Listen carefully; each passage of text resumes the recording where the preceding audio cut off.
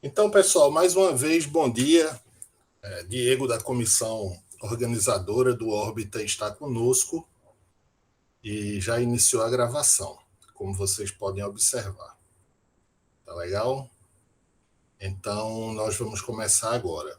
Inclusive, só ressaltando que o link para a presença de vocês nesse momento já foi liberado aqui pelo Diego, tá bom? Vocês podem observar que está aqui no chat. Vocês têm que preencher esse formulário para ter acesso ao certificado de participação nesse minicurso. Beleza? Entendido isso, gente?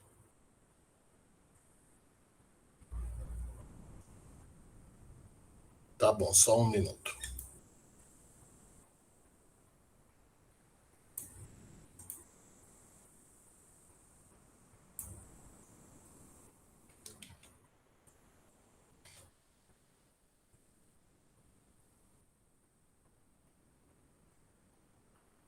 Pronto, eu copiei e colei novamente o formulário para preenchimento, tá bom? É só a partir dele que vocês têm direito ao certificado de participação nesse minicurso, tá certo? Olha, duração vamos ver, né? Eu programei assim para 2 horas, mas eu acho que não vai ser isso tudo, não. Vamos tentar fazer em 1 hora e pouco. Eu sei que é mais complicado passar tanto tempo assim diante de uma tela num evento dessa natureza. Presencialmente, digamos que, do ponto de vista psicológico, o tempo passa mais rápido. Gente, mas vamos começar, ok? Sem mais delongas. Eu queria iniciar falando um pouco com vocês a propósito das razões que me levaram a propor esse minicurso. Basicamente foram duas. A primeira delas reside no fato de eu ter uma certa experiência com essa temática. Há algum tempo eu pesquisei história indígena. Quanto tempo, professor?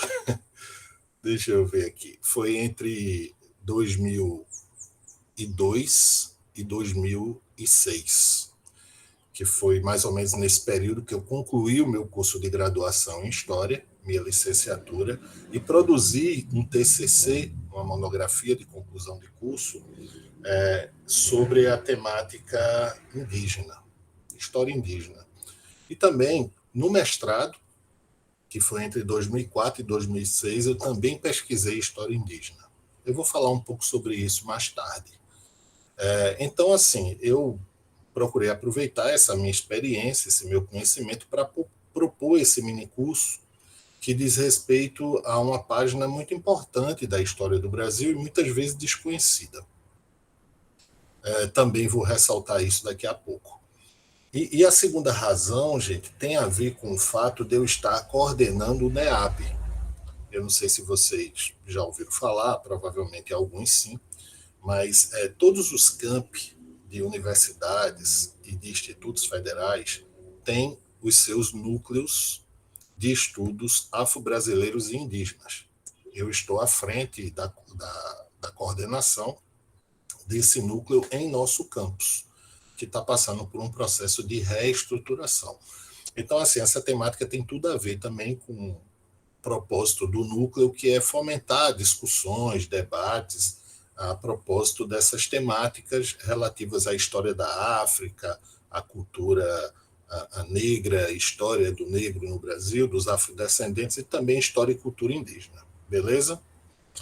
Bom, eu vou iniciar aqui o compartilhamento de tela para a gente começar a discutir um pouco alguns parâmetros dessa história indígena no Brasil no período colonial, tá bom? Devido ao tempo, né, que nós dispomos. Vocês estão conseguindo visualizar a imagem, gente? Sim ou não?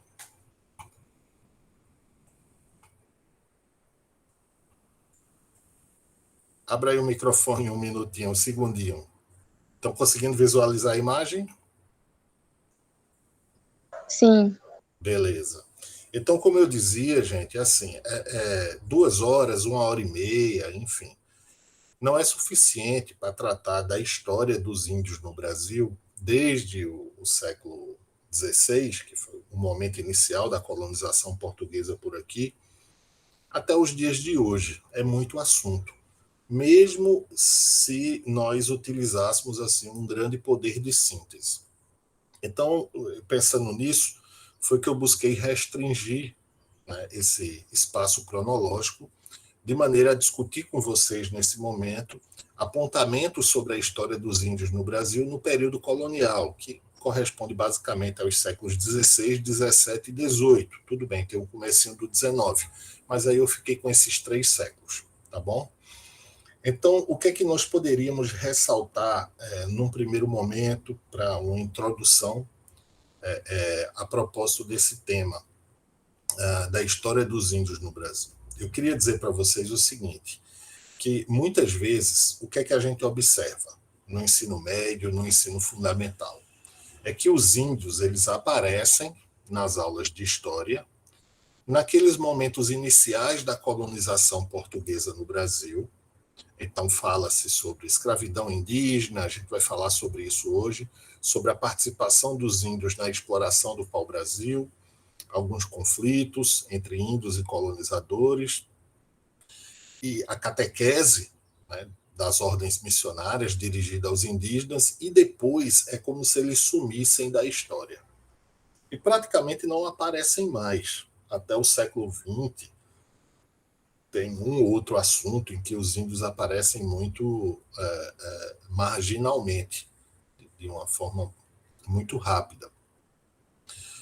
Mas isso não corresponde, nem de longe, à importância dos índios na história do Brasil, desde o século XVI até hoje. Eles sempre tiveram presentes, mesmo que muitas vezes encobertos, digamos assim, pelas discussões históricas, ou nas discussões históricas. Então, assim, o propósito um pouco de trazer essa discussão para vocês hoje aqui é desmistificar um pouco essa ideia, né, ou contrapor um pouco a essa ideia de que os índios tiveram importância apenas no período inicial da colonização portuguesa e depois deixaram de ter. Então a gente vai ver aqui ao longo desse curso que não foi bem assim. Em outra oportunidade, a gente pode fazer um mini curso com essa mesma temática, só que com outra cronologia, pegando, por exemplo, os séculos XIX, XX, até o começo do século XXI, onde estamos, para a gente perceber também essa presença e essa importância dos índios nesses outros contextos históricos, tá bom? Eu queria dizer para vocês, gente, que a qualquer momento, se vocês quiserem fazer alguma ponderação, né, algum questionamento, uma colaboração, vocês podem abrir o áudio e se manifestar livremente. Eu não tenho como ler a partir de agora, porque eu estou projetando aqui a imagem, o que vocês escrevem no chat, mas quando eu terminar aqui, a gente pode dar uma lida e se tiver alguma pergunta, eu responderei. Beleza? Tudo certo? Então, olha só. Essa imagem que vocês estão vendo aqui é uma tela muito famosa que representa a primeira missa que houve no Brasil, né, no momento da chegada dos primeiros portugueses por aqui, na esquadra do Pedro Álvares Cabral, que é tão conhecida na história.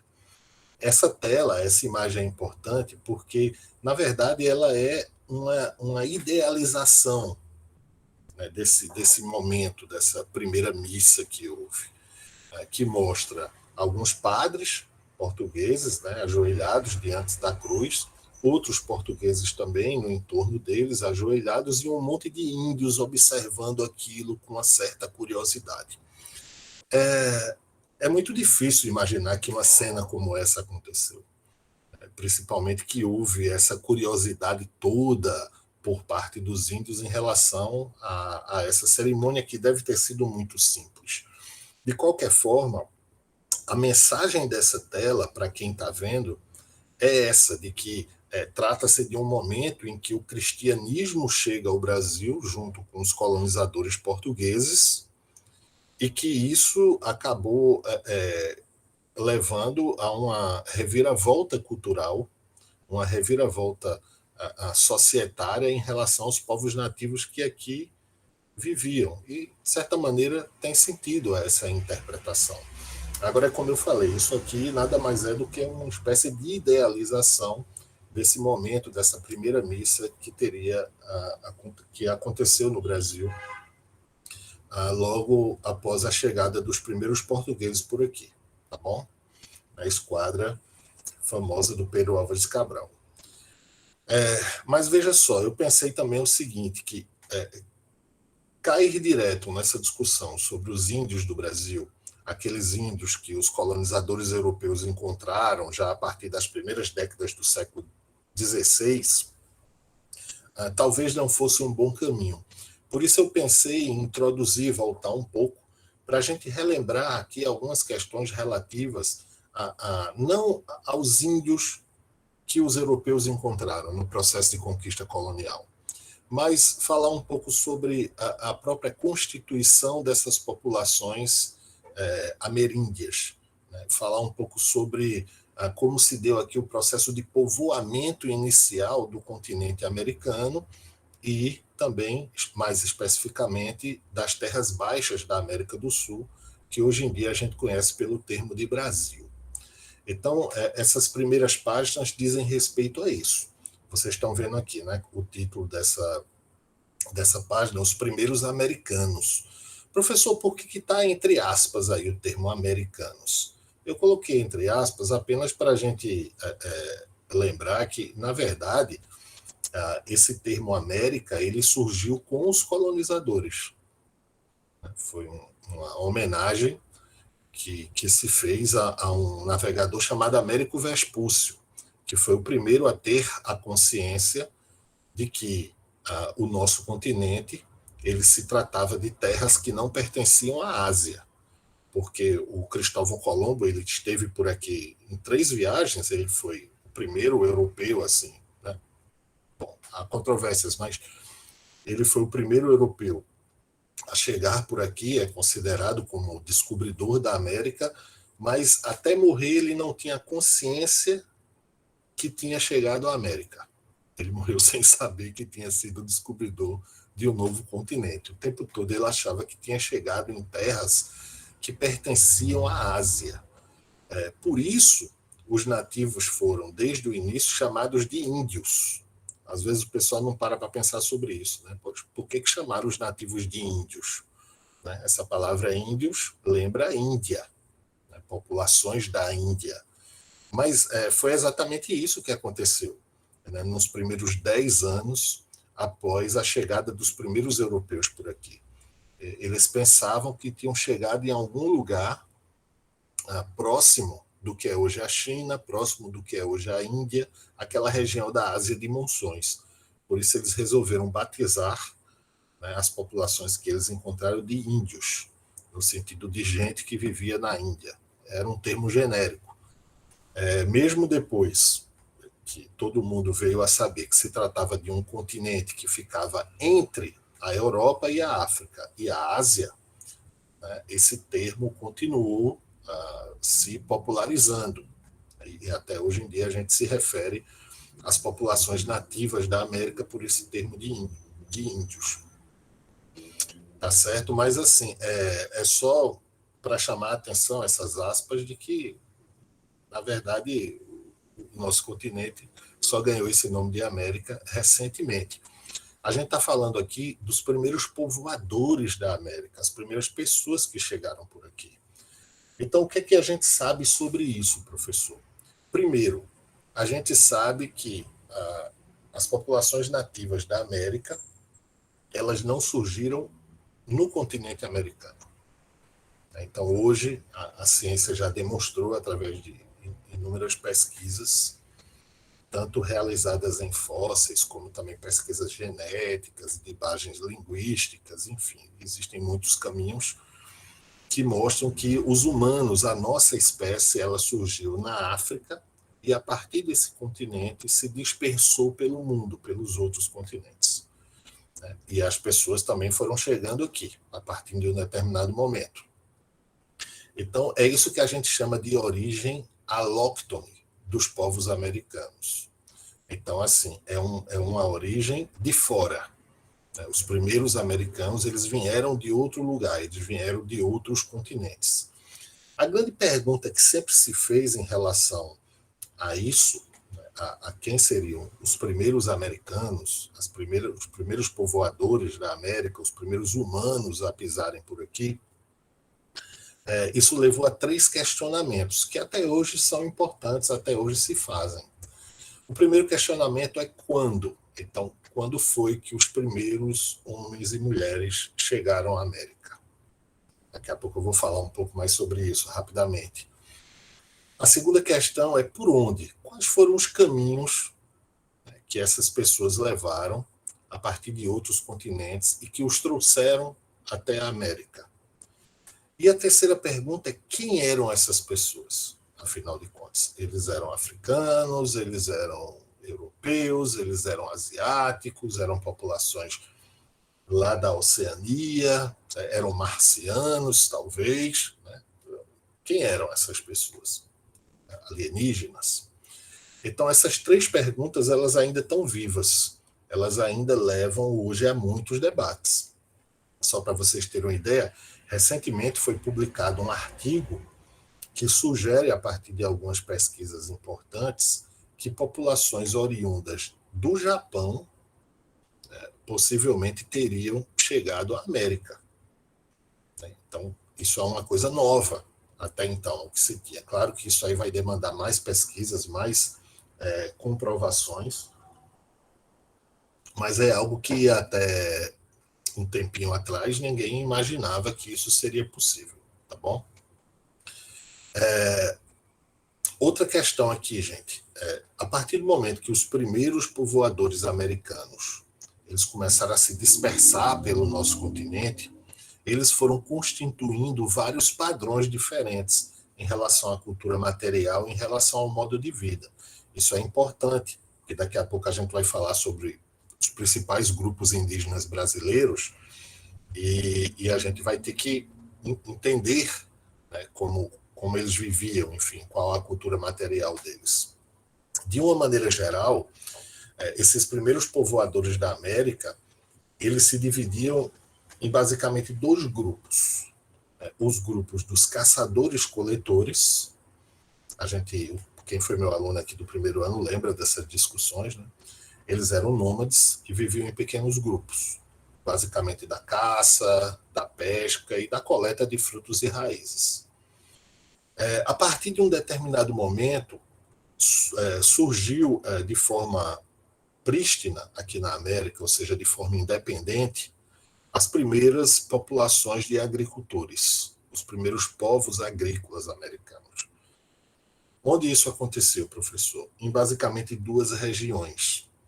No que hoje é o México e a América Central, essa região é chamada de Mesoamérica, tá? O centro da América, Mesoamérica.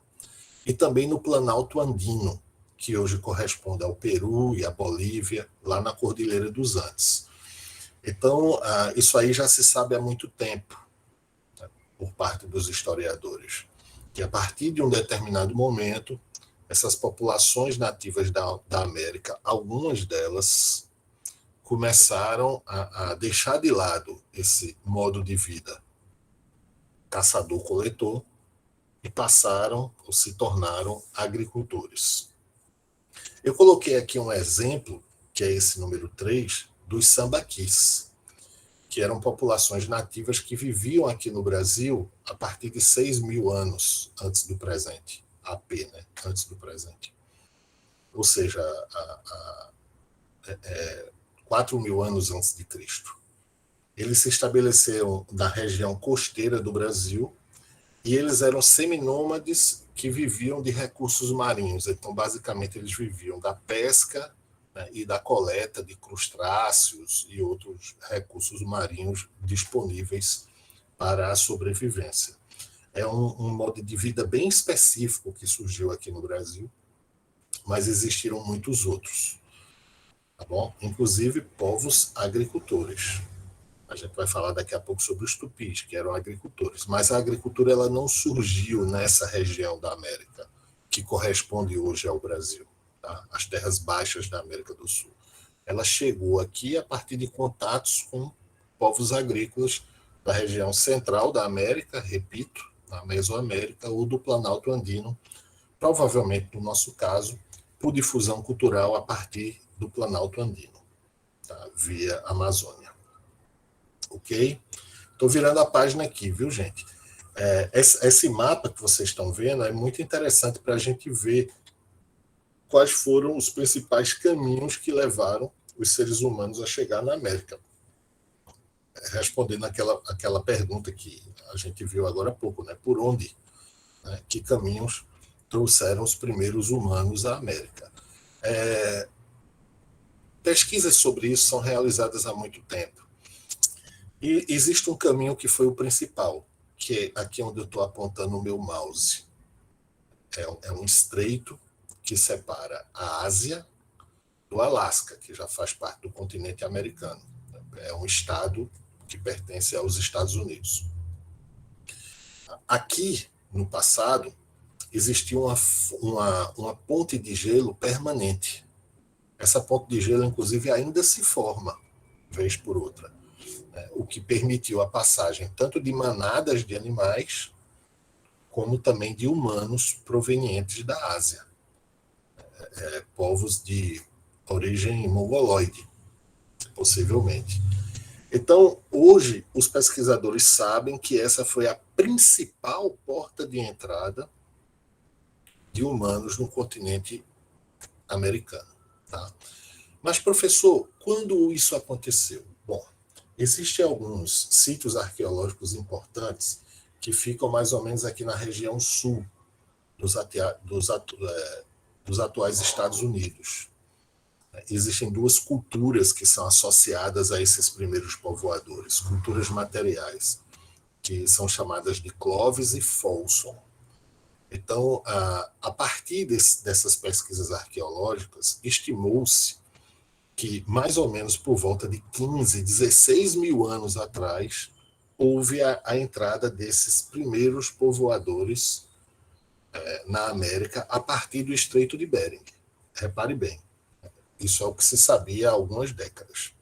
No entanto, de lá para cá, foram encontrados sítios arqueológicos com essa mesma datação, mais ou menos, 11, 12, 15 mil anos, na América do Sul, inclusive no extremo sul da América do Sul, na Patagônia. Então, isso levou a questionamentos em relação a essa cronologia. Poxa, peraí, como é que pode o pessoal entrou aqui por volta de 15 mil anos e conseguiu estar no sul da América do Sul nesse mesmo período? Porque alguns pesquisadores eles têm uma ideia do ritmo de dispersão populacional dos grupos, né, em relação a essas questões dos povoamentos.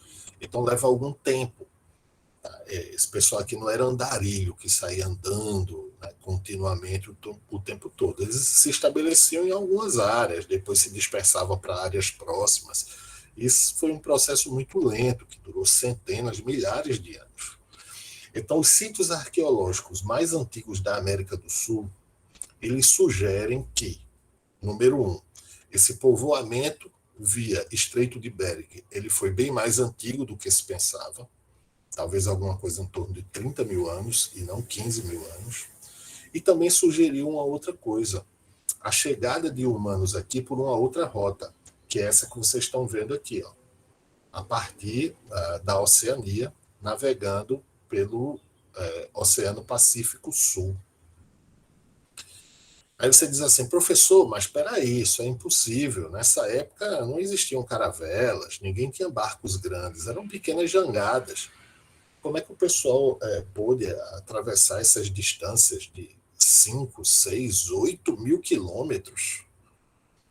Atravessar toda a Oceania para chegar aqui à costa oeste da América do Sul. Isso era impossível, professor, para os padrões tecnológicos da época.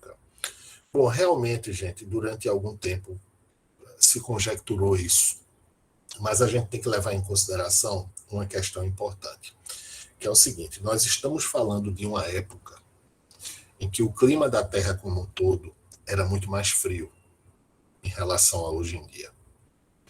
E por conta disso, o nível do mar era muito mais baixo do que é hoje em dia. Então, nessa região aqui onde eu estou passando o meu mapa, na região da Polinésia, existem muitos arquipélagos de ilhas por aqui. Hoje existem. O que os especialistas acreditam é que por volta de 20, 25, 15 mil anos, o número de arquipélagos, de ilhas por aqui, deveria ser assim, algo em torno de 5 a 10 vezes mais do que é hoje. E onde é que estão essas ilhas, professor? Ora, com o processo de esquentamento da Terra. Com o fim do último período glacial, o nível do mar aumentou bastante e muitas dessas ilhas elas ficaram submersas. Tá? Mas antes, algumas dessas ilhas possivelmente foram povoadas e foram usadas como trampolins, né?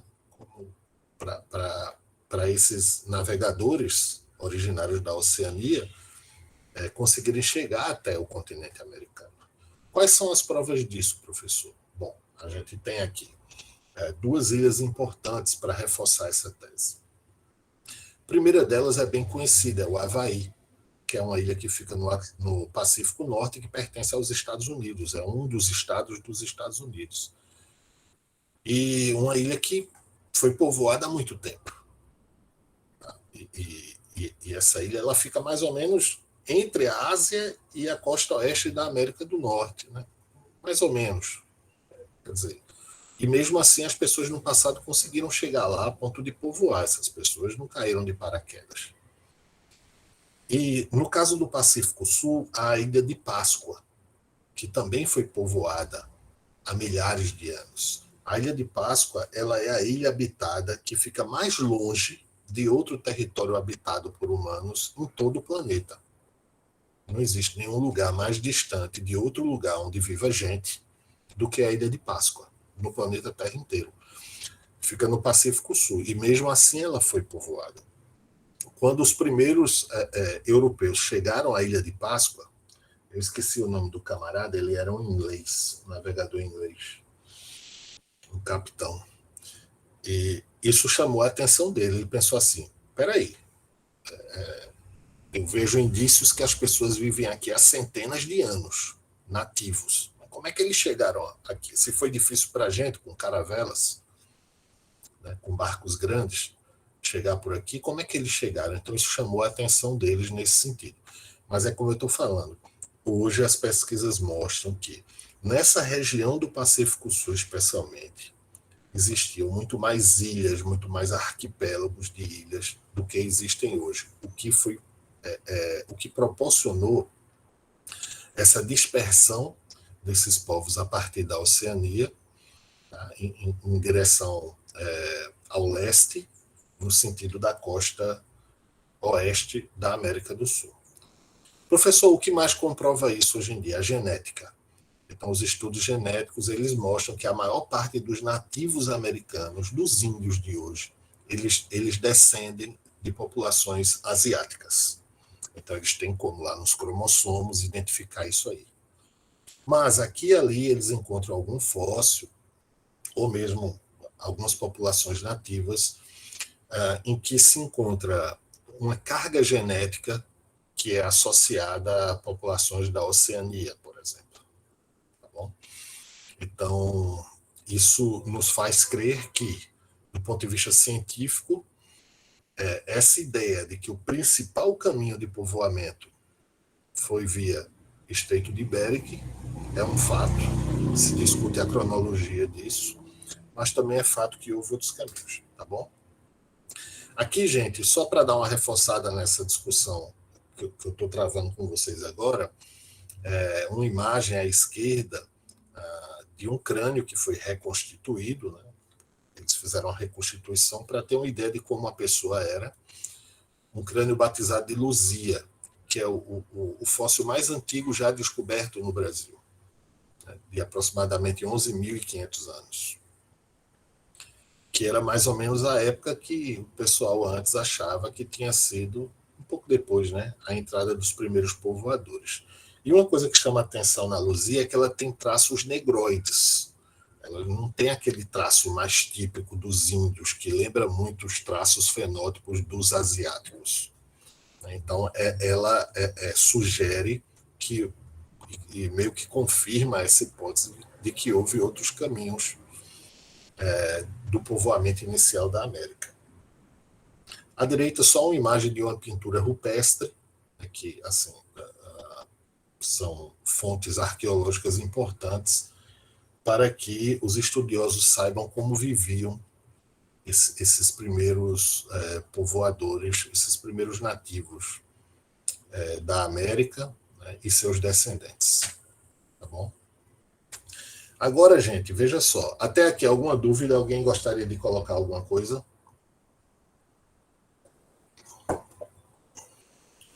Diga aí pro papai. Hein? Deixa eu só dar uma saidinha aqui rapidinho, viu, gente? Para eu ver uma coisa na sala. Depois eu volto. Legal, viu? Vou tirar uma foto da gente. Vocês permitem? É rapidinho. Fazer um registro.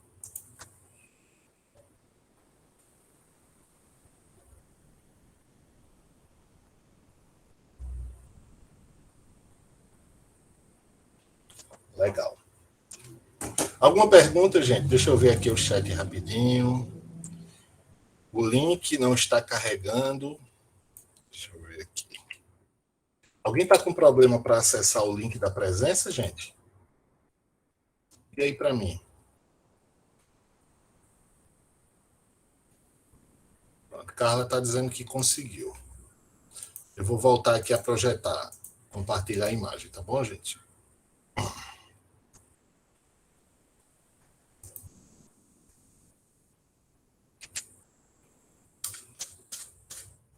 Parei por aqui. A partir de agora a gente vai começar a falar sobre eles. Eles quem, professor? Os índios. Que índios? As populações nativas que os colonizadores europeus, portugueses, franceses, holandeses, aqueles que andaram por aqui entre o século XVI em diante, encontraram e começaram a se relacionar. Então, uma questão importante, que diz respeito, viu, gente, à diversidade cultural e étnica desses índios. Vocês sabem que o termo índio ele é um termo genérico que é utilizado para designar as populações nativas. É a mesma coisa que a gente falar assim, os europeus ou os africanos. Peraí, os europeus quais? Né? Os franceses, né? Os romenos, os poloneses, eles são muito diferentes entre si. Então, a mesma relação a gente pode fazer em relação aos índios. Um termo genérico que ficou consagrado na literatura, nos estudos científicos de um modo geral, mas que carrega consigo, né, esse equívoco de imaginar que os índios os nativos eles são homogêneos do ponto de vista cultural e linguístico, quando na verdade não são. Então, até hoje, por exemplo, hoje, nesse momento, enquanto a gente está aqui conversando, existem no Brasil mais ou menos cerca de 220 povos indígenas diferentes, né? Etnias diferentes, 220. Eles falam mais ou menos 180 línguas nativas. O Brasil é um dos países do mundo que tem maior diversidade linguística.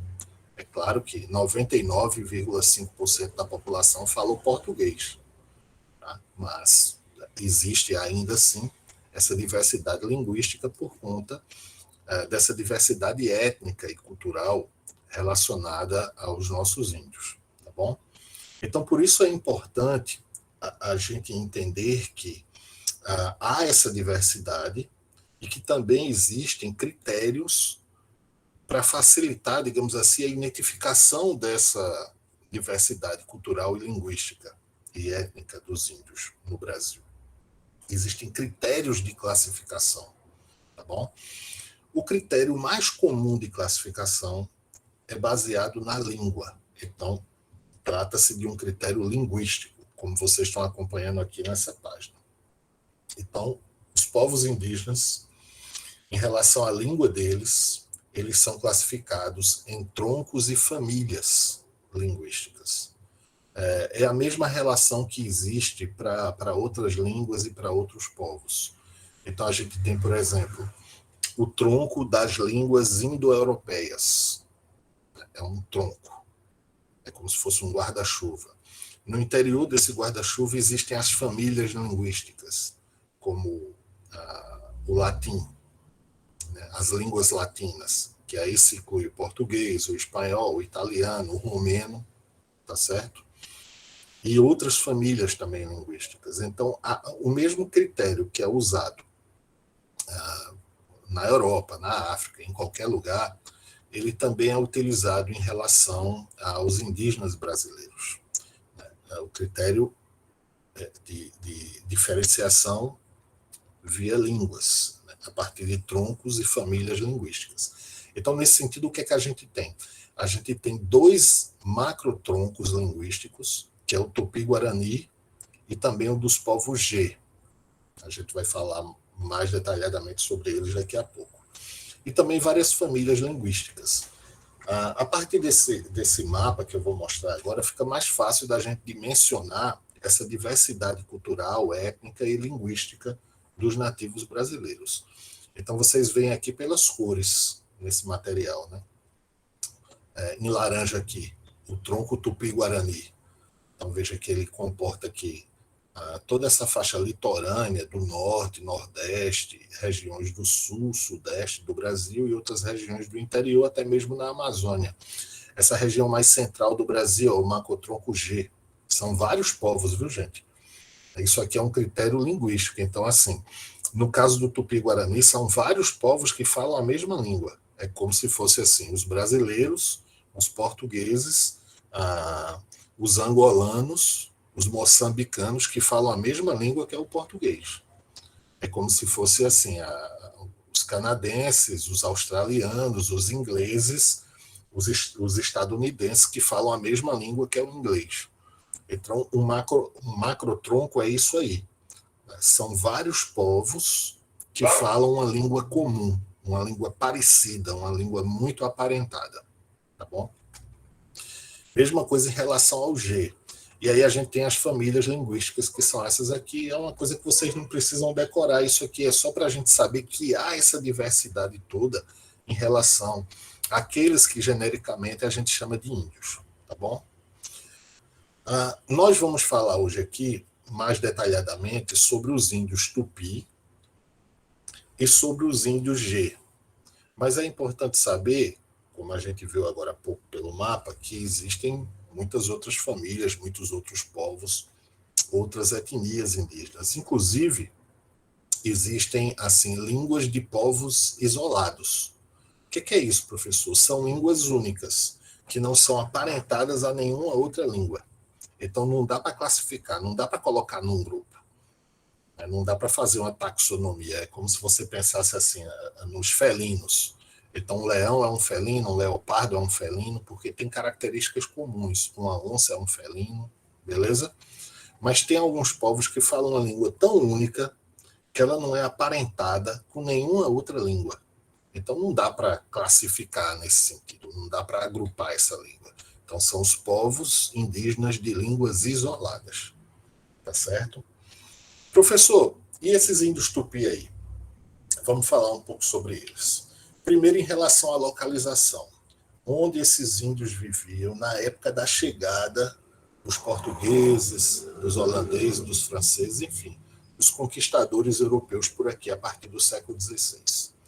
Então, está dito aqui, no primeiro ponto. Eles habitavam toda a costa do Brasil, a maior parte dessa costa, 90% dela. Além de regiões mais interioranas, principalmente na região amazônica. Tá bom? Então, são vários povos que falavam a língua parecida, uma língua única e que tinham uma cultura também mais ou menos parecida. Tá bom? Que características culturais foram essas, professor, dos índios tupi, que a gente poderia destacar? Então, eu elenquei aqui 3, que eu considero como sendo as principais, digamos assim, mas, obviamente, existem muitas outras. Mas aqui a gente tem que resumir um pouco, porque, veja só, gente, eu não sei se eu falei no início, Mas isso aqui é muita conversa, mesmo. É muito assunto. O que eu estou fazendo para vocês aqui é uma síntese. É por isso que eu coloquei no título desse mini curso apontamentos. Apontamentos para a história dos índios no Brasil. Porque o termo apontamento vem de apontar, que é mais ou menos assim, indicar um caminho. Mas não dá, é impossível esgotar um assunto com uma hora e pouco, 1 hora e meia, 2 horas. Não tem como. Então, no ensino médio, os professores, de uma maneira geral, eles fazem, certo, uma grande síntese, um resumão desse conteúdo. Claro que num curso superior de antropologia ou de história, então se estuda isso de forma mais detalhada. Você passa 6 meses falando sobre os tupi, outros 6 meses falando sobre o G. Então é outro patamar, tá bom? Então vamos a essas características. Primeira delas, se tratavam de sociedades guerreiras. Bom, o termo já diz tudo, mas vamos interpretar melhor. O que é uma sociedade guerreira? Quando a gente pensa assim nos espartanos, a gente sempre lembra deles como grandes guerreiros, uma sociedade guerreira. Uma sociedade guerreira, gente, é aquela em que muitos aspectos da sua cultura, muitos aspectos das suas relações sociais, muito do seu mundo imaginário, da sua religiosidade, ela tem a ver com a guerra. Então, a guerra, ela se constitui como o centro da cultura de um povo. É isso que a gente chama de uma sociedade guerreira, tá bom? Daqui a pouco eu vou falar mais sobre isso. O outro ponto aqui, do ponto de vista da cultura material, eram povos agrícolas, então eles praticavam a agricultura, embora não fosse uma agricultura intensiva, com irrigação e tudo mais, como os egípcios, eles dependiam da chuva, mas eles viviam em regiões onde as chuvas eram regulares. Nessa região onde a gente vive aqui, por exemplo, em todo o litoral brasileiro, as chuvas são bem regulares, e isso facilitava a produção agrícola deles, mesmo sem a necessidade de irrigação intensiva. Eles plantavam um monte de culturas que até hoje a gente come no nosso dia a dia, como feijão, mandioca, várias espécies de pimentas, de amendoim, batata, um monte de coisas. Só que essa agricultura, ela era associada também à caça, à pesca e à coleta de frutos e raízes. Então, era assim que eles, digamos, se organizavam do ponto de vista econômico. Existia na cultura tupi uma divisão muito rígida do trabalho, considerando idade e principalmente considerando sexo. Então, funcionava assim, para a gente entender. Homens velhos não tinham tanta disposição, tanto fôlego, tanta força para caçar animais, fazer longas jornadas ou irem para uma guerra, para um conflito armado. Então, esses ficavam protegendo a aldeia, enquanto os mais jovens saíam, ou ficavam produzindo armas, ou consertando lá as moradias, coisas assim. Enquanto os homens jovens, eles se dedicavam exclusivamente à caça e à guerra. Esse era o ofício deles. Eventualmente, trabalhavam também na construção e reforma das moradias. Enquanto isso, as mulheres, como quase sempre acontece, tinham a maior carga de trabalho. Então, além dos afazeres domésticos, de processar comida, de cozinhar, de cuidar das crianças, eventualmente de alguém doente, ainda tinha o trabalho na roça, que é o trabalho pesado. Então, a mulher tinha uma carga de trabalho muito superior à dos homens nessa sociedade aqui. E, assim, a mesma lógica em relação ao critério de idade. Uma mulher mais velha não tinha tanta fôlego, tanta condição de trabalhar na roça e tal, essas coisas, que é um trabalho pesado. Então, ficava cuidando das crianças menores ou cozinhando. Então, o que eu estou querendo dizer é que existia uma divisão muito rigorosa do trabalho por idade e por sexo, tá bom? e era muito rigorosa mesmo. Outros traços culturais que chamaram muito a atenção dos primeiros colonizadores, quando eles chegaram por aqui e começaram a entrar em contato com os índios. Está aqui no último ponto. A poligamia e a antropofagia ritual. Esses dois traços culturais, no caso dos tupis, estão muito interligados. Então, vamos entendê-los aqui. No caso da poligamia, por exemplo, como funcionava? Era possível que um guerreiro tupi ele desposasse ao mesmo tempo várias mulheres. Então, era possível que ele tivesse várias mulheres ao mesmo tempo, várias esposas. Então, isso fazia parte da cultura deles. Tio, e o contrário, podia? Não, não podia. O contrário chama poliandria, que é aqueles casos em que é possível que uma mulher tenha vários esposos ao mesmo tempo. Mas só menos de 1% de todas as sociedades humanas em toda a história foram assim. São casos raros. Enquanto as sociedades polígenas, que são aquelas em que o homem pode ter várias mulheres ao mesmo tempo, elas são muito comuns historicamente falando. A monogamia ela só se tornou um traço importante das relações culturais nas sociedades humanas há relativamente pouco tempo, né? Alguma coisa em torno de 2 mil anos, né, para cá. Então, na maior parte da nossa história, a possibilidade de um homem desposar várias mulheres, né, ao mesmo tempo foi mais comum, tá bom? Aí você diz assim, professor, mas veja só, uma questão aritmética. Se alguns homens tinham várias mulheres ao mesmo tempo, não acontecia de outros homens não terem mulher nenhuma? Por quê? Essa pergunta é relevante. Porque, veja só, o número de pessoas que nascem, de crianças, é mais ou menos equivalente entre homens e mulheres. Então, se nasceu 50 meninos numa aldeia, num determinado período, nasceu mais ou menos 50 meninas também. Então, o número de nascimentos entre meninos e meninas é mais ou menos equivalente. Se você tem alguns homens, como no caso dessa sociedade, que podiam ter 5, 4, 3, 10, existem casos de grandes guerreiros que tinham 20 esposas ao mesmo tempo, isso não significava que alguns homens ficavam sem ter mulher para casar? A resposta é não. Por que não, professor?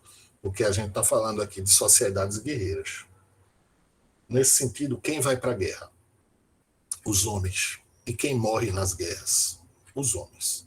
Então, naturalmente, pelo fato deles sempre estarem envolvidos em conflitos, existia esse desequilíbrio natural, né? Os homens, como hoje acontece, inclusive, os homens morrem muito mais, principalmente por mortes violentas, se comparado às mulheres. As mulheres têm mais longevidade, elas vivem mais do que os homens. Em alguns lugares do Brasil, por conta da questão da imigração, tem muito mais homem do que mulher, ou o contrário. São Paulo, por exemplo, é um lugar que tem bem mais homens do que mulheres, porque muita gente vai para lá para tentar a vida, do Nordeste, do Norte, enfim, e a maioria dos que vão se aventurar nisso aí são homens. Então, isso acarreta que em muitos lugares acaba tendo mais mulher do que homem também. São as dinâmicas de imigração. Mas no caso dos índios tupi, isso tem a ver com a guerra. E por que esses caras queriam ter tantas esposas? O que fazia, o que credenciava alguns índios tupi a terem várias esposas e outros não? Por que a maioria só tinha uma esposa? E alguns tinham 2, 3, 4 ou 10. O que determinava isso? O que determinava isso, gente, era o prestígio desses guerreiros. Então, quanto melhor fosse um guerreiro, quanto mais valente, quanto mais feitos ele tivesse nos conflitos, nas guerras, mais ele se credenciava para ter outras esposas. Ok? Era assim que funcionava. Então, é como se você imaginasse assim, o Messi dos índios. Então, esse cara tinha 20 esposas. O Neymar dos índios. Então, ele podia ter umas 10 esposas. O Gabigol dos índios. Vá lá que ele tivesse umas 5 esposas. Aí o atacante aqui do Botafogo da Paraíba ia ter uma esposa, que é a maioria. Então, era assim que funcionava. Uma outra coisa também que a gente deve considerar, gente, é que essas esposas, elas não eram constituídas ao mesmo tempo. Então, normalmente, os jovens se casavam pela primeira vez na mesma idade. Então, você tinha um jovem de 16 anos, um guerreiro, que casava com uma jovem de 16 anos, mais ou menos. Era a primeira esposa dele. No entanto, 10 anos depois, ele fez um feito corajoso num conflito, matou 2 inimigos e ganhou o direito de desposar outra mulher. Então, essa segunda mulher dele ia ter 16 anos, mas ele estava com 26 anos. Está entendendo a lógica? Então, ele tinha a primeira esposa com 26, mesma idade dele, a segunda esposa com 16. Digamos que 10 anos depois, ele com 36 anos, fizesse um outro feito guerreiro digno de nota e conseguisse o direito de ter uma terceira esposa. Então ele teria a primeira esposa com 36, mesma idade que ele, a segunda com 26 e a mais nova, a terceira, com 16. E assim por diante. Então essa era a regra. E entre essas esposas existia uma hierarquia. Isso é interessante também mencionar. A primeira esposa, ela tinha uma relação de autoridade sobre as outras esposas. A primeira sobre todas as outras, a segunda esposa sobre as esposas mais jovens e assim por diante. Professor, e não dava confusão isso não? Todo mundo morando junto, menino de uma, menino de outra, todo mundo vivendo. Olha, os cronistas europeus normalmente diziam que a relação era boa entre essas mulheres, porque, veja só, a gente tem que entender que isso fazia parte da cultura dessa sociedade. Então, as pessoas já nasceram nessa sociedade com essa cultura estabelecida, então elas naturalizavam isso. Então, tanto para homens como para mulheres, era comum essa prática da poligamia, né, dos homens com várias esposas ao mesmo tempo. Okay? Uma outra coisa que chamou muita atenção dos europeus também por aqui, em relação aos índios tupi, foi a prática da antropofagia ritual. Isso aqui nada mais é do que canibalismo. Gente comendo gente, ou melhor, gente ingerindo gente, se alimentando da carne de outras pessoas. Professor, como é que eles faziam isso? Por que eles faziam isso? Que coisa horrorosa. Esse pessoal não tinha o que comer, não. Por que eles não iam plantar mandioca ou feijão? Gente, vamos entender uma coisa. Isso aqui era ritual. Eles não comiam a carne do inimigo porque estavam com fome. Existia um sentido religioso nisso. Os índios tupi acreditavam que quando eles ingeriam um pedaço de carne de um inimigo valoroso, de um outro guerreiro que eles conseguiram aprisionar em batalha e depois sacrificar no ritual, os dotes desse guerreiro que estava sendo canibalizado, que estava sendo comido, a força, a coragem, né, a pontaria dele, a velocidade, todos os atributos que fazem dele um grande guerreiro, eles acreditavam que isso transmigrava no momento em que eles ingeriam uma parte da carne do sacrificado, do defunto, do inimigo que estava sofrendo esse ritual de antropofagia. Até hoje, existem índios lá na região amazônica, no centro-oeste brasileiro, que não comem carne de animais lentos. Até hoje tem isso, porque eles acham que fazendo isso eles vão ficar lentos igual o animal que eles estão comendo. Então eles têm uma predileção por animais ágeis, rápidos, mesmo que sejam pequenos animais, não interessa. O atributo não tem a ver com tamanho só. Então, até hoje isso é prática comum. Então, essa era a lógica dos tupis. Então, nas guerras, quando eles aprisionavam o inimigo, eles levavam para a aldeia, se passavam meses até que eles, num determinado momento, faziam esse ritual, sacrificavam esse inimigo e faziam a sopa. Brincadeira, gente. Podia ser grelhado também. Tá?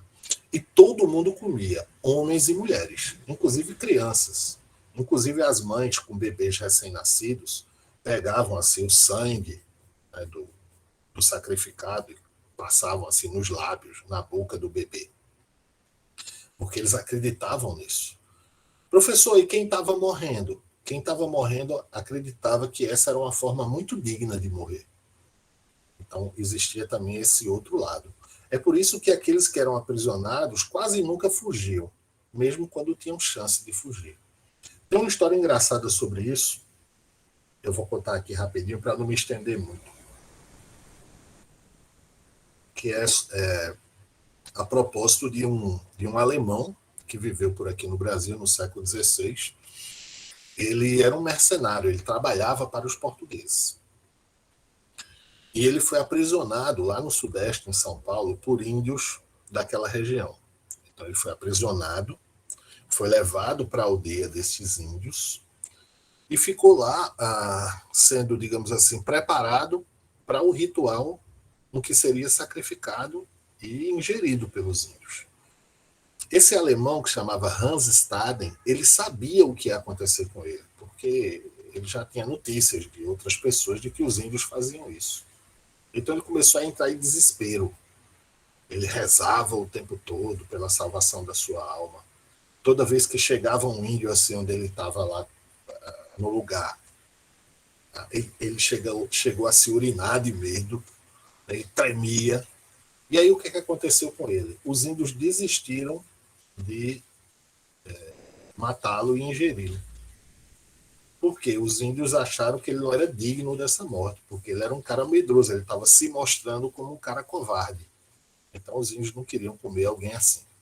Não queriam ingerir alguém assim com medo de ficar igual a ele. Então foi por isso que ele se salvou.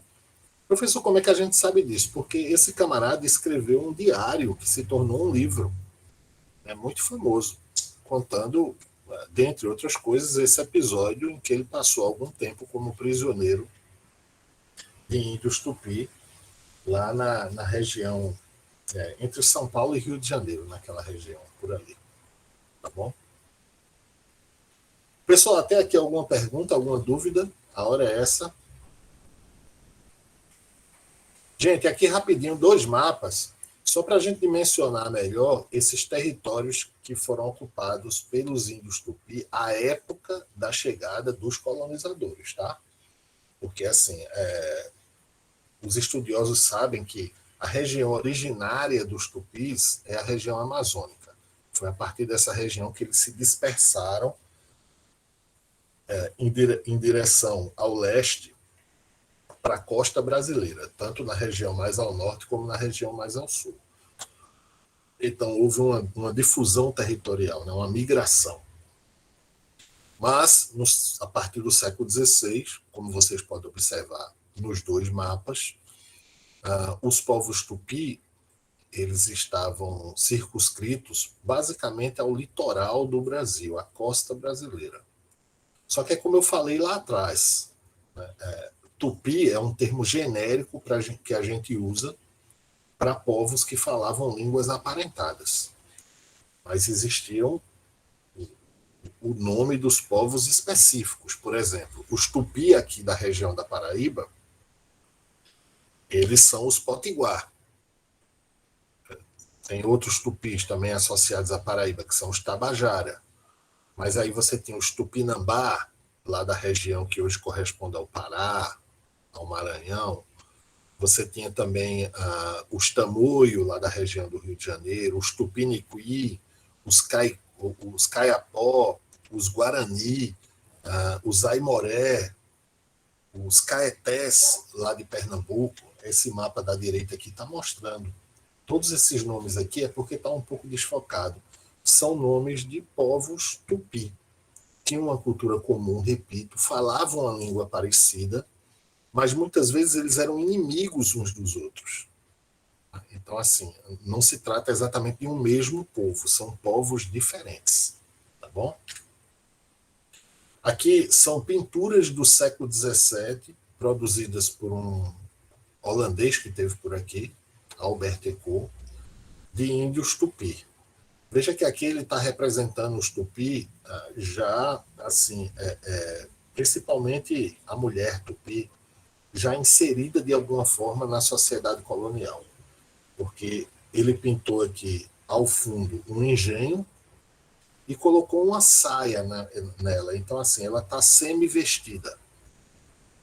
Assim, foi a ideia que ele quis passar de que era uma mulher índia que já tinha algum grau de inserção na sociedade colonial. Tá bom? Aqui a gente tem um guerreiro tupi, à direita, e ao fundo aqui a gente não tem nenhuma relação dele a essa inserção colonial. No entanto, ele está vestido, né, com uma espécie de bermuda, uma saia, alguma coisa assim. O que mostra que essa questão da nudez foi uma coisa que impressionou os europeus e que foi muito combatida, principalmente pelos religiosos que chegaram por aqui. Uma das primeiras coisas que eles tentaram fazer em relação aos índios foi vesti-los. Inclusive, na carta famosa do Pero Vaz de Caminha, aquela carta que ele dirigiu ao rei quando chegou por aqui, na armada comandada pelo Pedro Álvares Cabral, ele dedica algumas linhas a isso, né? Uma das coisas que chamou a atenção nele, ele diz que as índias eram muito formosas e andavam nuas e depiladas, né? Ele usou outro termo, né? Mas chamou a atenção dele esse aspecto, como de fato deveria chamar todos os europeus, porque a nudez era um tabu, de acordo com os preceitos cristãos, né? Era algo combatido. Aqui são fotos, gente, dos tupi relacionados à Paraíba. Alguns de vocês devem saber que existem índios na Paraíba. Eles vivem em aldeamentos no litoral norte, em Marcação, na Baía da Traição, nessas cidades por aquele lado ali, tá? São os únicos índios aldeados aqui da Paraíba. Agora, virando a página para a gente falar um pouco sobre os índios G, aquele outro tronco de índios. Deixa eu só adiantar aqui para a gente ver no mapa, depois eu volto, tá? Esse mapa da esquerda aqui, a região em que os G ocuparam a época da chegada dos colonizadores. Essa região que hoje a gente poderia chamar de sertão do Nordeste, pegando um pouco a região centro-oeste. Voltando aqui. Mais uma vez, a gente está falando aqui de vários povos indígenas que falavam a língua aparentada, uma língua parecida, o tronco G. Esse G eram denominados pelos tupi de tapuias, por isso eu coloquei aqui em cima essa palavra entre aspas. Então, do ponto de vista dos tupi, os tapuia, eles eram G, eles eram bárbaros, porque não praticavam a agricultura. A maior parte dos G, eles eram predominantemente caçadores-coletores.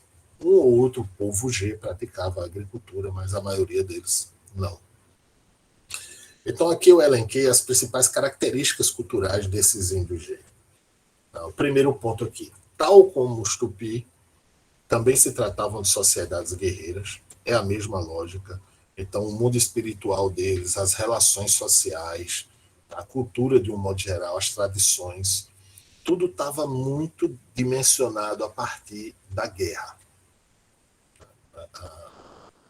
Da necessidade de fazer guerra ou da necessidade de se preparar para uma guerra. Estar fazendo guerra ou estar sempre preparado para uma guerra. Pelo fato deles serem caçadores-coletores, eram seminômades, é uma relação direta que existe aqui, e eles também praticavam a antropofagia, só que de uma forma diferente em relação aos tupi. Os tupi, eles eram exocanibais. O que é isso, professor? Eles comiam pessoas que não eram de sua gente, que não eram do seu povo. E só homens. Eu esqueci de dizer, né? Os tupi não devoravam mulheres, porque a lógica ritualística deles, como eu falei, era incorporar as virtudes daquele que estava sendo ingerido. E nesse sentido, mulheres não eram guerreiras, então não podiam agregar nada do ponto de vista deles. Com os G era diferente. Eles ingeriam homens e mulheres de seu próprio povo. Peraí, professor, que coisa macabra. Quer dizer que eles iam lá, davam uma paulada no velhinho e faziam a sopa? Não, gente, não é por aí. Eles não matavam ninguém. Quando um membro da tribo morria, ou de morte matada, ou de morte morrida, um acidente, por exemplo, ou, sei lá, foi morto num conflito com outro povo, o corpo ficou por lá.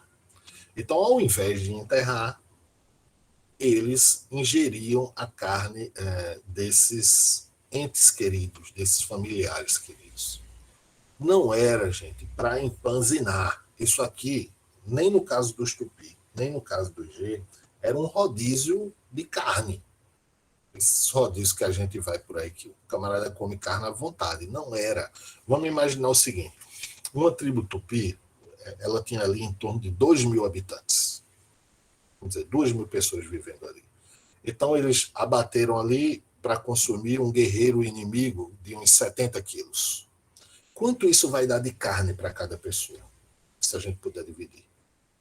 70 quilos de carne para 2.000 pessoas. Então, é um pedacinho só. Porque o lance era ritual. Não era para saciar a fome. Então, eles comiam um pedacinho só. Agora, tinha alguns pedaços que eram preferidos, dependendo do contexto. Então, por exemplo, se um guerreiro ele sentia que ele podia melhorar a sua pontaria, ele ia procurar comer um pedaço do braço do inimigo. Se ele queria melhorar a força, de repente um músculo, né, a velocidade, uma perna, as mulheres disputavam a genitália para comer do defunto. Questões relacionadas à fertilidade. Então, variava bastante isso aí. Mas a lógica não era, de maneira alguma, essa de saciar a fome. Nem no caso dos tupi, nem no caso do IG. Né? Era um pedacinho só, porque eles imaginavam, no caso do IG, que se você enterrasse um parente querido, o que ia acontecer? Ele ia se decompor, servir de alimento para os micro-organismos. Eles sabiam disso. Então, nesse sentido, eles acreditavam que a melhor morada para um ente querido, para o corpo de um ente querido, seria o seu próprio corpo, através da ingestão. Tá? Veja que no caso do cristianismo tem isso também, né? A consubstanciação, a transubstanciação, lá na Eucaristia, aquela coisa simbólica, né? Simbólico, né? De consumir o sangue, o corpo de Cristo, é simbólico. Então, no caso deles aqui, o simbolismo era o ritual, o que eles achavam que acontecia quando ingeriam a carne de outra pessoa, né? Mas eles de fato comiam a carne. Essa é a diferença. Bom, aqui um mapa, a gente já viu esse da esquerda, né? Em destaque aqui, nessa cor azul claro, os territórios ocupados pelos povos G, de língua G, macrotronco G. E aqui um mapa da Paraíba que mostra a distribuição dos índios da Paraíba. Então você vê aqui, próximo do litoral, são os Tupi, Potiguar e Tabajara. E aqui nas outras regiões mais ao interior, são povos de língua G, ou da família Cariri, como os Tarariú, que são da língua G, os Cariri, é uma família linguística. Então, eram vários povos que falavam línguas aparentadas. Então, a gente tem aqui, o que eu estou vendo, os Corema, os Panati, os Pega, os Ariú, os Icó, sabe? Os Tarariú. canindés, bruxachás. Então, assim, eram fagundes, eram vários povos diferentes, tá? De etnias diferentes e que, num caso, falavam línguas do tronco G, ou da família Quariri, ou, né, do tronco Tupi, tá bom? E esses povos podiam ser inimigos, normalmente eram inimigos, inclusive Tupi, inimigo de Tupi, tá? E G, inimigo de G, ou Tupi, inimigo de G. Normalmente, os conflitos eram muito comuns entre esses povos. Aqui duas imagens, tá, gente? Rapidamente, são pinturas do Ecou também, do século XVII, mostrando uma mulher e um homem tapuia, dessa etnia G. Veja que o traço aqui que ele pintou a mulher é um traço de total incivilidade, né, de barbárie. No caso da Índia Tupi, ele colocou ela semi-vestida, com um engenho ao fundo, né, um bebê no colo. Aqui não. Ele colocou ela praticamente completamente nua, num ambiente selvagem, carregando aqui um braço e uma perna num cesto, denotando essa característica do canibalismo, desse aspecto da animalidade. No caso do homem tupi, do homem tapuia, que ele pintou aqui à direita da tela de vocês, a mesma coisa, ele está completamente nu, né, com instrumentos de caça tradicionais da cultura deles, né, com adereços e tudo mais. Nenhum traço, digamos, civilizatório de contato com os colonizadores, né, com os cristãos foi colocado nessas pinturas. Então a ideia foi totalmente diferente daquela que nós vimos. Mais pinturas da época sobre os índios G, os índios Tapuia. Esse quadro da esquerda é muito conhecido, chama Dança dos Tapuia. É um ritual aqui que eles estão fazendo, né? Esse outro desenho da direita também, que eu não lembro o nome. E aqui, gente, só rapidamente, a gente saiu dessa parte da caracterização dos principais grupos indígenas do Brasil na época da colonização. Vamos só falar um pouquinho sobre as formas de inserção desses índios em relação a esse novo mundo que estava se apresentando para eles a partir da conquista colonial. Ou seja, como os diversos grupos indígenas eles reagiram a essa presença dos colonizadores. Eles reagiram na forma da guerra, eles se inseriram de alguma forma a partir de alianças político-militares, eles foram simplesmente escravizados e explorados. Então a gente vai ver agora que houve uma diversidade de situações que denotam essas várias formas de inserção desses índios em relação à colonização, tá bom? A partir de um determinado momento, não, deixa eu só voltar aqui, porque também não adianta correr demais. Veja só, a primeira riqueza que os portugueses encontraram no Brasil foi o pau-brasil.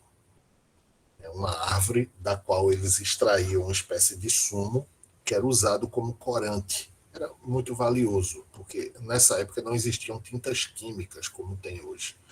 Então os corantes eram todos naturais, ou de base vegetal ou mineral. Então, os portugueses, assim como os franceses, que também tiveram por aqui nessa mesma época, o território formalmente era de Portugal. Houve um acordo deles com os espanhóis, mesmo antes da chegada dos portugueses por aqui, chamado Tratado de Tordesilhas. Por esse acordo, portugueses e espanhóis dividiram a América entre si. Claro que ingleses, franceses, holandeses, ninguém gostou dessa ideia. Mas foi assim que foi. Mas os franceses não queriam saber disso, então viviam aqui pela costa do Brasil, nos primeiros 30 anos após a descoberta, de 1600 a 1630, por aí, os franceses viviam por aqui fazendo a mesma coisa que os portugueses, explorando o pau-brasil. Como é que isso se dava? Principalmente utilizando o trabalho dos índios. Então, os europeus e os índios, eles estabeleceram uma espécie de permuta. Os índios faziam o trabalho pesado, de derrubar a madeira, de transportar até a praia, de embarcar nos navios. em troca de objetos manufaturados de origem europeia. Podia ser espelhos, podia ser tecidos, facas, anzóis de metal, machados de metal, pólvora ou velas, um monte de coisas que os índios tinham interesse de adquirir. Quando eu fazia a quarta série, quinta série, por aí, uma professora falou assim para mim: os índios eram muito bobinhos, porque trocavam a madeira, que valia muito, por objetos que valiam quase nada, tinham um valor muito pequeno. Só que o que ela não entendia, a minha professora, que é o que a gente tem que entender, é que do ponto de vista dos índios, o pau-brasil aqui não valia nada. Era só uma espécie entre milhares de árvores que tinham lá no meio da mata. Por outro lado, essas coisas que os europeus produziam valiam muito para eles. Machados, anzóis, facas de metal, espelho, tudo isso. Então, do ponto de vista dos índios, era uma troca justa. Enquanto os portugueses não se decidiram em colonizar o Brasil, essa relação se deu de forma mais ou menos amistosa. É claro, nem todos os índios da costa do Brasil, nem todos os tupi, eles aceitaram interagir com os colonizadores nesse circuito da exploração do pau-brasil. Também houve conflito, mas muitos aceitaram e a coisa caminhou assim até mais ou menos a metade do século XVI, quando os portugueses começaram a efetivar a colonização no Brasil. Na verdade, começou em 1530, a primeira expedição colonizadora. O território brasileiro foi dividido, aquela história das capitanias hereditárias que vocês devem lembrar. A partir daí mudou a relação dos europeus com os índios. Por quê? Do ponto de vista dos índios, enquanto os europeus vinham para fazer esse escambo, essa troca, né, da madeira pelos objetos europeus e depois iam embora, então os índios não percebiam nenhuma ameaça nisso. Eles não viam os europeus como gente que queria tomar suas terras ou os escravizar. Tá? No entanto, a partir do momento que a coroa portuguesa toma essa decisão de iniciar a colonização do Brasil, o que é isso, tio? Construir aqui as primeiras vilas, cidades, fazendas, engenhos, portos, estradas, trazer um monte de portugueses para cá. Então, a partir daí, a relação mudou. Por quê? Principalmente os índios, por um lado, sentiram que os portugueses estavam chegando para ameaçar a sua liberdade e tomar o seu território. E, de fato, as duas coisas aconteceram. Tanto é que a primeira forma de escravidão que foi implantada no Brasil foi direcionada aos índios. Foi escravidão indígena, mesmo antes, bem antes de chegar nos primeiros escravos de origem africana. Todos os índios foram escravizados, professor? Não. Por que não? Porque existiam dois empecilhos à escravidão indígena. O primeiro empecilho era uma oposição por parte dos jesuítas, não só dos jesuítas, como da Igreja Católica como um todo, das ordens missionárias que atuaram aqui no Brasil, catequizando os índios. Eles eram contra a escravidão indiscriminada dos índios. O argumento da Igreja é que os índios não tinham tido a chance de conhecer a palavra de Deus, de conhecer o cristianismo, porque eles eram, afinal de contas, os primeiros cristãos que estavam chegando por aqui. Então, nesse sentido, surgiu um mecanismo jurídico chamado de guerra justa, está aqui embaixo no segundo ponto, que de justa não tem nada. Mas qual era a ideia? A ideia é que só se podia escravizar aqueles grupos indígenas que não aceitassem serem súditos do rei, viverem em paz com os portugueses e aceitarem o cristianismo. Então, os índios que se recusassem a isso, a aceitar o cristianismo, a aceitar o convívio pacífico com os portugueses, a sofrerem a aculturação, né, mudarem os seus hábitos, tudo mais, Aqueles que não aceitavam isso poderiam ser escravizados. Já aqueles índios aliados que aceitassem o cristianismo, o convívio pacífico com os portugueses, se tornarem súditos do rei, esses não poderiam ser escravizados. Tá?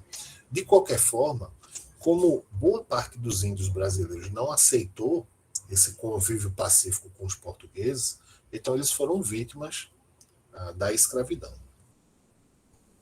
A escravidão indígena ela acabou bem antes que a escravidão negra no Brasil, mais ou menos um século antes, mas ainda assim ela durou quase 3 séculos. Ela só acabou em, se não me falha a memória, 1760, não, foi na época do Pombal, né? É por aí, no fim, nas últimas décadas do século XVIII. Então durou o quê? Quase 300 anos, alguma coisa assim. Uma outra forma de interação importante entre índios e colonizadores, especialmente os religiosos, se deu através da catequese, que foi imposta aos índios. Então, o que é isso, professor? A catequese. Era um processo que visava converter os índios à religião cristã e à cultura dos colonizadores. Então, como eu disse agora há pouco, a primeira coisa que os portugueses se preocuparam em fazer, principalmente os padres, eram vestir os índios, porque a nudez era uma afronta aos preceitos cristãos.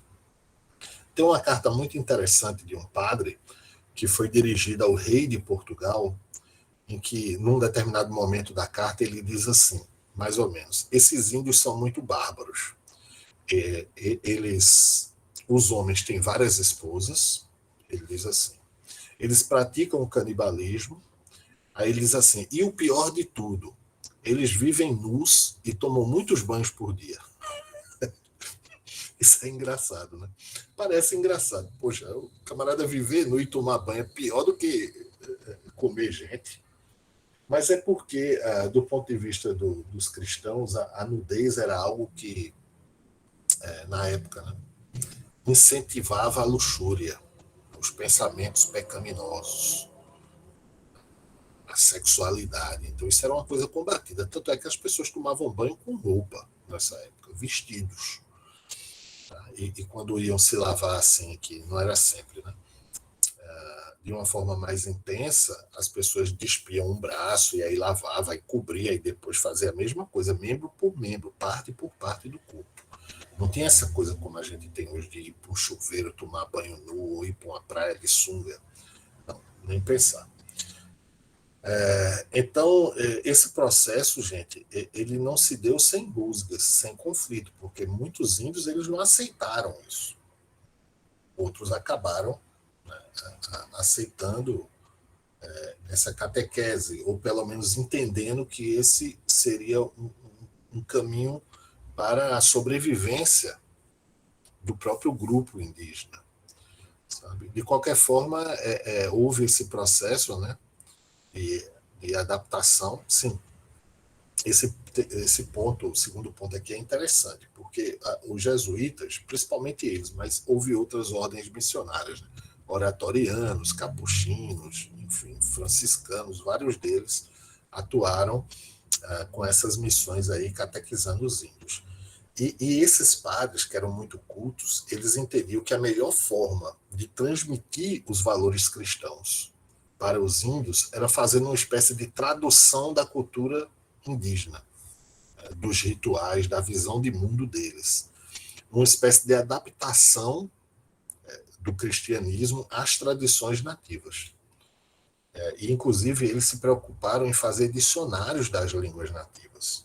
Se produziram dicionários do tupi, dicionários também da língua cariri, sabe? E outras mais, porque era uma forma que esses padres encontraram de facilitar o caminho para a conversão religiosa e cultural desses índios. Aqui só algumas imagens relacionadas a esse processo de conversão dos índios à cultura cristã. Houve também, em muitos lugares do Brasil, os chamados aldeamentos ou missões religiosas, que eram lugares onde os índios eram confinados, cidadelas, sobre a liderança política e religiosa de missionários, de padres. Então, nesse mapa da esquerda, vocês estão vendo aqui, né, um mapa do Brasil, e todas essas cruzes que vocês estão vendo são lugares onde houve missões, aldeamentos, tanto portugueses, que são as cruzes em roxo, como também nas terras pertencentes à Espanha, né, os aldeamentos, as missões espanholas. Então, elas se espalharam por toda a América do Sul. Professor, esses aldeamentos eram como se fossem as aldeias indígenas? Não, não eram. Porque o aldeamento ele era feito de uma maneira a tentar replicar um padrão de sociedade, um padrão de cultura, um padrão de relações sociais típico da Europa. Então, existiam igrejas, né? Existia, por exemplo, uma das coisas que os colonizadores, especialmente os religiosos, combateram foi a poligamia. Então, eles insistiram para que os índios tivessem apenas uma esposa por vez, né? A monogamia, insistiram muito nisso. Tá? Então, também houve uma insistência muito grande para que os índios homens começassem a trabalhar na agricultura, coisa que não fazia parte da cultura original dos índios tupi. Roça era trabalho de mulher. Houve muita resistência em relação a isso. Mas os aldeamentos tinham esse objetivo, né, de replicar esse padrão de sociedade e de cultura típica da Europa. Era um processo de aculturação dirigido aos índios, na forma desses aldeamentos. Um outro capítulo importante, gente, tenha calma que a gente já está indo para o fim, viu? É rapidinho. No que diz respeito às formas de inserção dos índios em relação a esse contexto de conquista colonial, tem a ver com um momento em que houve o que a gente poderia chamar de uma interiorização da conquista. Só para a gente entender melhor. Durante todo o século XVI e durante mais ou menos a primeira metade do século XVII, todas as cidades, vilas, fazendas, fortalezas, portos, tudo isso estava situado no litoral do Brasil. Só existia uma cidade no interior do Brasil, até meados do século XVII, que era a vila de São Paulo de Piratininga, que hoje é a maior cidade do Brasil e da América do Sul. Era a única. Então, a partir de um determinado momento, por várias razões, os portugueses eles começaram a se dedicar a expandir a colonização para o interior, em direção ao interior. É nesse momento que eles começam a esbarrar, a ter contatos com outros grupos indígenas que não os tupi, os grupos indígenas G. E os G eles foram muito mais resistentes do que os tupi em relação a essa coisa da conversão ao cristianismo e do aculturamento dos padrões europeus. Eles tiveram uma resistência maior a isso, principalmente nas primeiras décadas de contato. E aí, veja, nesse sentido, os bandeirantes paulistas eles tiveram um papel de destaque, porque eles foram importantes na abertura desses novos caminhos para o interior, no conhecimento dos sertões e tudo isso. E eles também montaram todo um aparato de apresamento de índios, né, de um comércio ligado a esses índios do interior, os índios dos grupos G, que eram aprisionados no interior do Brasil e vendidos nas principais praças comerciais litorâneas.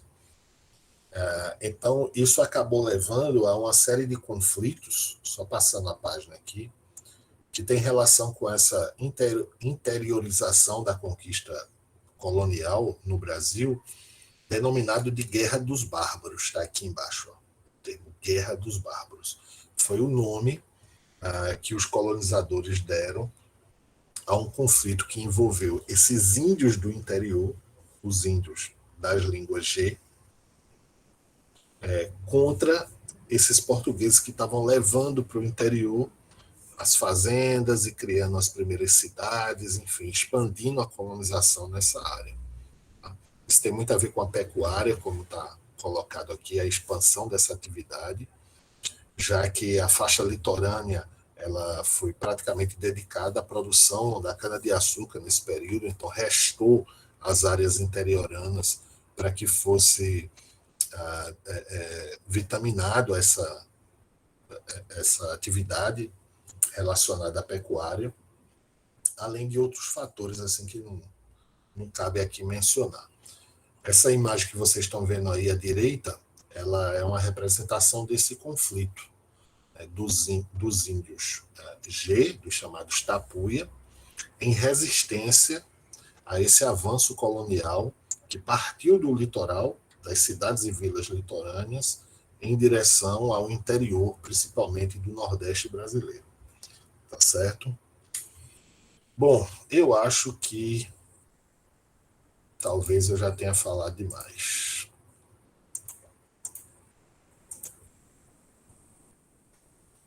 Como estão vocês? Gente, agora é a hora de vocês. Vamos conversar? Vocês têm alguma dúvida, alguma questão para colocar aí em relação ao que nós falamos aqui? Só fazer um registro aqui desse povo bonito. Bom, olha só. Vou deixar aqui duas questões para vocês, tá bom? Aqueles que são meus alunos do primeiro ano, porque eu estou vendo aqui que vários estão aqui, do primeiro ano de MA, a gente vai ter a oportunidade de falar mais sobre isso nesse módulo.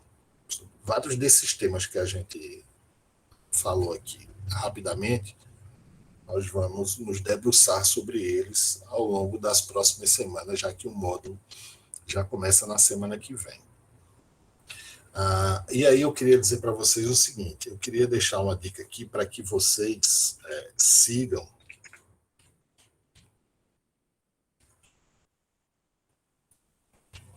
se vocês quiserem, é um convite, obviamente, a página do Instagram do NEAB do campus.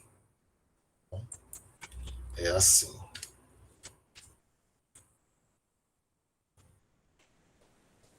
NEAB, tá aqui. Eu escrevi aqui agora no chat. Tá bom? NEAB FPB-CB. De vez em quando eu estou postando algumas matérias, alguns eventos bem interessantes. Aí fica a dica, inclusive muita coisa sobre história indígena, mas também sobre história da África e dos afro-brasileiros. E também queria deixar, antes da gente encerrar, um convite para vocês, porque eu tenho um outro mini curso hoje à tarde, ele vai acontecer às 16 horas, que tem um tema assim, diferente desse, mas tem a ver também com a história do Brasil. Que, na verdade, eu e mais 2 estudantes do segundo ano de MA vamos apresentar os resultados de uma pesquisa de iniciação científica que nós fizemos no ano passado e que terminou agora no mês de setembro. Bom, uma pesquisa sobre as representações ao longo da história acerca do sertão norte-oriental da América e também do Brasil no século XIX. Então, é uma discussão sobre como os homens do passado eles concebiam, eles interpretavam e eles representaram o espaço sertão. Então, na nossa cabeça, sertão tem a ver com o quê? Se eu fizer a pergunta mais ou menos assim, diga aí a primeira palavra que vem na cabeça de vocês quando eu falar o termo sertão, a primeira associação. Então, muita gente vai lembrar de seca, muita gente vai lembrar do semiárido, muita gente vai lembrar do vaqueiro, ou talvez do forró. São coisas que estão cristalizadas na nossa cabeça. Nada disso é errado. Mas veja só, no passado, século XVII, século XVIII, século XIX, os homens e mulheres daquela época tinham uma ideia muito diferente da ideia que nós temos hoje em relação ao sertão. Então, essa é uma área que envolve história e geografia cultural, que tem a ver com representação do espaço.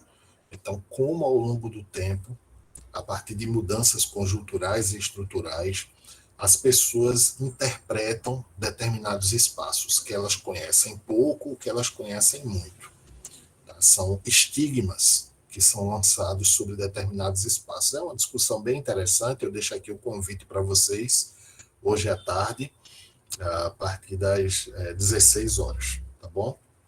Queria agradecer pela presença, eu espero que o nosso momento aqui tenha sido proveitoso para vocês. Foi uma discussão a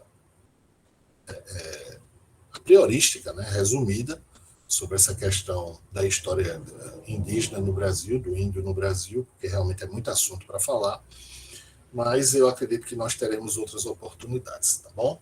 Alguém, gente, gostaria de fazer alguma pergunta, dizer alguma coisa? Olha só, não saiam sem assinarem esse formulário, porque é a partir deles que vocês vão receber o certificado de participação nesse minicurso, tá bom?